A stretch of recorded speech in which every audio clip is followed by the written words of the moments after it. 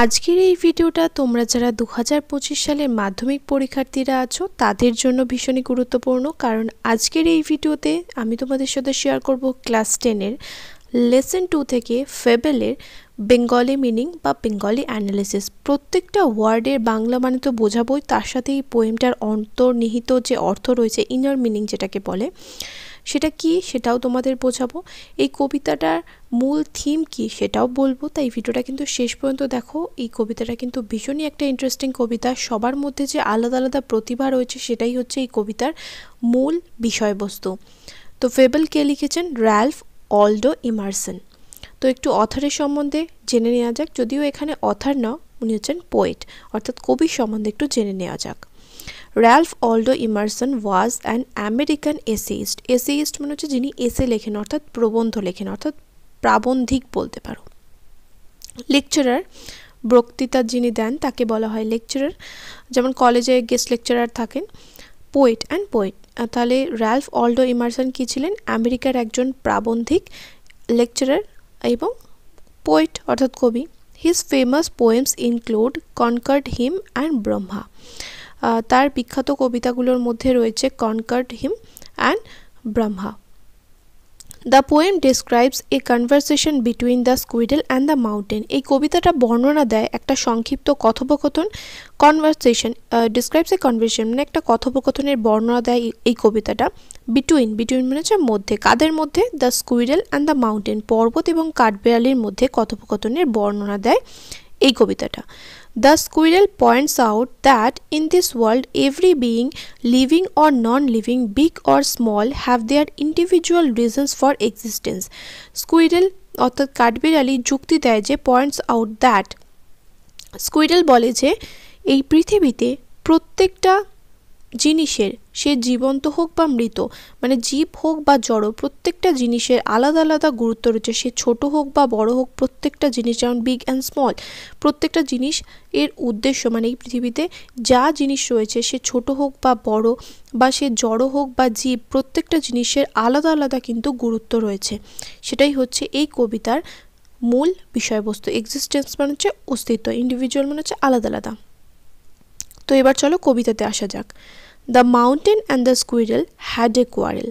পর্বত এবং কাঠবিড়ালি একবার ঝগড়া হলো। কোয়ারেল মানে হচ্ছে ঝগড়া। And the former call the latter little prig. এবং আগের জন পরের জনকে বলল ছোট্ট নীতিবাগীশ। প্রিগ মানে হচ্ছে নীতিবাগীশ, যে কিনা ভাবে যে নিজের মতামত বা নিজের যেটা বলে সেটা সঠিক, যে ভাবে যে আমি নীতিগতভাবে চলি এবং আমি যেটা বলছি সেটা সঠিক।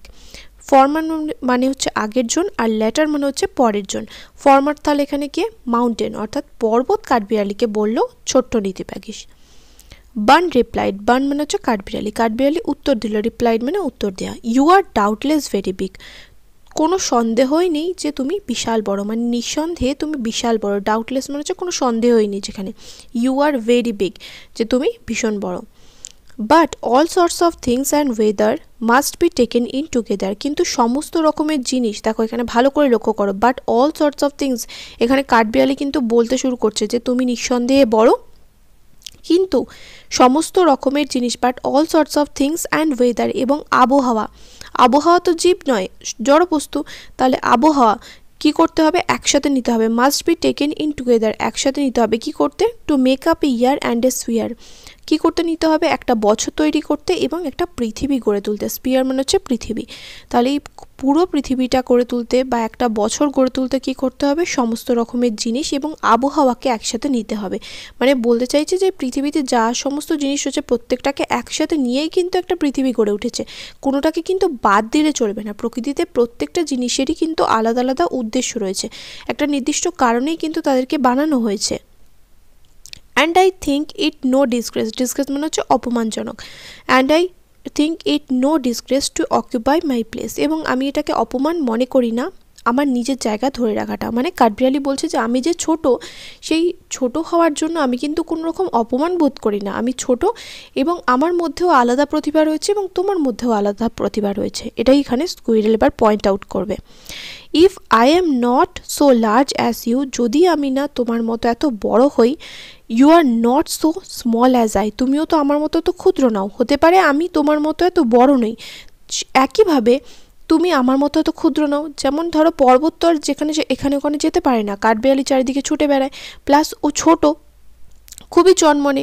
কাঠবিড়ালি চনমনে, পর্বত তো একটুও চনমনে, কারণ পর্বত তো একটা জায়গায় নির্দিষ্ট জায়গায় থাকে। And not half so spry, এবার এখানে বলছে দেখো কাঠবিড়ালি, এবং অর্ধেকও তুমি আমার অর্ধেকও চনমনে নও। মানে আমি যেরকম একদিকে ছুটে বেড়াই, স্প্রাই মানে হচ্ছে চনমনে, মানে যেরকম দেখবে ছোট বাচ্চারা এদিক ওদিক দৌড়দৌড়ি করে, সেরকমই স্প্রাই মানে হচ্ছে চনমনে।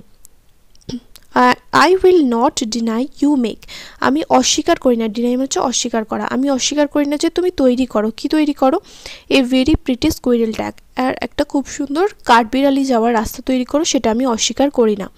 ট্যালেন্টস ডিফার, প্রতিভার পার্থক্য রয়েছে, মানে প্রত্যেকটা মানুষের মধ্যে আলাদা আলাদা প্রতিভা রয়েছে। Talents differ and all is well and wisely put, এবং সমস্ত প্রতিভায় কী হয়েছে, ভালোভাবে রাখা হয়েছে, মানে প্রত্যেকটা মানুষের মধ্যে ভালোভাবে প্রতিভা রাখা আছে এবং সেটা সুবিন্যস্ত রয়েছে। If I can not carry forest on my back, যদি না আমি আমার পিঠে জঙ্গল বহন করতে পারি, neither can you crack a nut, তাহলে তুমিও কিন্তু বাদাম ভাঙতে পারো না। এটা কে বলছে? এটা কিন্তু কাঠবিড়ালি মাউন্টেনকে অর্থাৎ পর্বতকে বলছে যে প্রত্যেকটা মানুষের মধ্যে, মানে প্রত্যেকটা মানুষ অ্যাকচুয়ালি না, প্রত্যেকটা জিনিসের মধ্যে আলাদা আলাদা পার্থক্য রয়েছে, এবং সমস্ত মানে প্রতিভার পার্থক্য রয়েছে, পার্থক্য না প্রতিভার পার্থক্য রয়েছে, এবং এই প্রতিভাগুলো ভালোভাবে সাজানো রয়েছে এবং সুবিন্যস্ত রয়েছে। সেগুলো যে যার নির্দিষ্ট কাজে ব্যবহার করে। যেমন পিঁপড়ে কী করে? পিঁপড়ে নিজের দেহের 10 গুণের থেকেও বেশি ওজন কিন্তু বহন করতে পারে, কিন্তু সেটা কিন্তু অন্য প্রাণীরা পারে না, বা অন্য কোনো জীব খুব সহজেই জিনিসটা করতে পারে না। যেমন চিতাবাঘ খুব দ্রুত দৌড়াতে পারে, তাই না? তো এই যে প্রত্যেকটা জিনিসের মধ্যে বা প্রত্যেকটা প্রাণীর মধ্যে বা প্রত্যেকটা যে জড় বস্তু হোক না কেন, প্রত্যেকটা আলাদা আলাদা এই পৃথিবীতে এক্সিস্ট করার বা থাকার একটা উদ্দেশ্য কিন্তু রয়েছে, উদ্দেশ্যপ্রণোদিতভাবেই কিন্তু তাদেরকে এই পৃথিবীতে রাখা হয়েছে।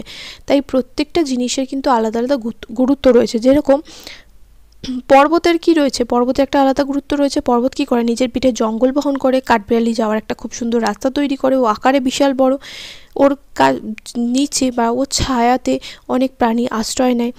তো এই যে সমস্ত ট্যালেন্টগুলো পর্বতের রয়েছে, সেরকম উল্টো দিকে কাঠবিড়ালি কী করতে পারে? কাঠবিড়ালি বাদাম ভাঙতে পারে, কাঠবিড়ালি এক জায়গা থেকে অন্য জায়গায় ছুটে বেড়ায়। সেরকমই প্রত্যেকটা জীবের মধ্যে বা প্রত্যেকটা জড় বস্তুর মধ্যে আলাদা আলাদা প্রতিভা রয়েছে, তাদের আলাদা আলাদা কাজ রয়েছে। তার জন্যই কিন্তু তাদের এই প্রকৃতিতে রাখা হয়েছে। এটাই হচ্ছে এই কবিতাটার মূল বিষয়বস্তু। এখানে ওর জন্য কাঠবিড়ালি বলছে যে আমি যদি আমার পিঠে অরণ্য না বহন করতে পারি, তাহলে তুমিও কিন্তু বাদাম ভাঙতে পারো না। তাই একজনের সাথে অন্যজনের তুলনা করাটা কখনোই কিন্তু সাজে না।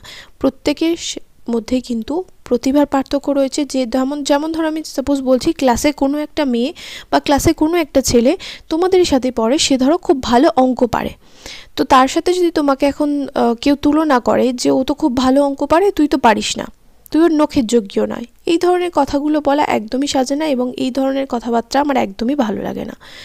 তোমার মধ্যে হয়তো অন্য কোনো প্রতিভা রয়েছে, ধরো তুমি ইংলিশটা ভালো পড়ো, বা তুমি ইতিহাসটা ভালো পড়ো, ইতিহাসটা ভালো বুঝতে পারো, তাই বা ধরো তুমি ক্লাসের সাবজেক্টগুলো বাদ দিলাম, ধরো কেউ ভালো নাচতে পারে, কেউ ভালো গান করতে পারে, কিন্তু এই যে ফার্স্ট গার্ল বললাম বা ফার্স্ট বয় বললাম, সে হয়তো ভালো নাচ করতেও পারে না, সে ভালো গানও করতে পারে না। তাই প্রত্যেকটা মানুষের মধ্যেও কিন্তু আলাদা আলাদা পার্থক্য রয়েছে, সেটা বুঝতে হবে যে যার ট্যালেন্ট যেটা, সেটার উপরে কিন্তু কাজ করাটা বেশি ভালো। কারণ তোমার মধ্যে যে প্রতিভাটা রয়েছে, তুমি যদি সেটার উপর কাজ করো, তাহলে কিন্তু তুমি সেটাতে আরও এক্সপার্ট হয়ে উঠবে, রাদার দেন তুমি যদি যেটা তোমার কাছে নেই সেটার পিছনে যদি ছোটো, তাহলে কিন্তু সেটা বোকাময়ী হবে, কারণ ওতে তুমি সময় নষ্ট করবে।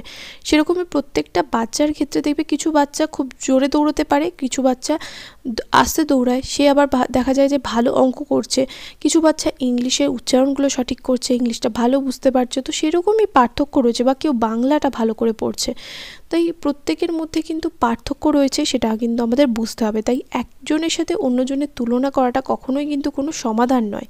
তুলনা করে কিন্তু কাউকে বড় দেখিয়ে বা কাউকে অপমান করাটা একদমই সঠিক নয়। যেরকম এখানে কাঠবিড়ালিকে অপমান করলো কে? প্রথমে মাউন্টেন অর্থাৎ পর্বত অপমান করলো। আমার এই ভিডিওটা হয়তো তোমাদের অনেকেরই খারাপ লাগবে, কারণ তোমাদের অনেকের এরকম কমেন্ট আসে যে যারা অ্যাকচুয়ালি বুঝতে পারে তারা বলে যে হ্যাঁ ভিডিওটা দেখে ভালো লেগেছে, আবার কিছু মানুষ এরকম বলবে যে আপনি একটু ভিডিওতে অতিরিক্তই বকেন। তো যাই হোক, যারা বুঝতে চেয়েছিলে তাদের আশা করি পোয়েমটা আমি বোঝাতে পেরেছি। খুব সুন্দর একটা কিন্তু কবিতা। অবশ্যই করে কিন্তু এই ভিডিওটা বন্ধুদের সাথে শেয়ার করো। এরকমভাবে কিন্তু এত সহজভাবে তোমাদের কিন্তু কেউ বোঝাবে না। দেখা হবে নেক্সট ভিডিওতে। Till then by.